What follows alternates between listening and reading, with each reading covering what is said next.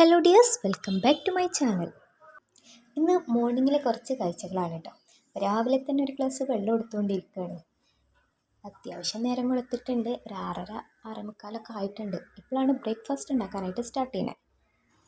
എല്ലാ ദിവസവും അത്യാവശ്യം നല്ല രീതിക്ക് മഞ്ഞുണ്ടാവാറുണ്ട് കേട്ടോ. ഇന്നിപ്പോൾ വിദൂരത്ത് എവിടെയൊക്കെയോ ഒരു പൊട്ടും പൊടിയായിട്ട് കാണാറുണ്ട്. എന്നാൽ പിന്നെ കാഴ്ചകളൊക്കെ കണ്ടു നിന്ന് മതിയെന്ന് വിചാരിച്ച് ബ്രേക്ക്ഫാസ്റ്റ് ഉണ്ടാക്കാനായിട്ട് സ്റ്റാർട്ട് ചെയ്യണം. ഇന്ന് സീയപ്പം കലക്കിയപ്പം എന്നൊക്കെ പറയുമല്ലോ, അതാണ് കേട്ടോ.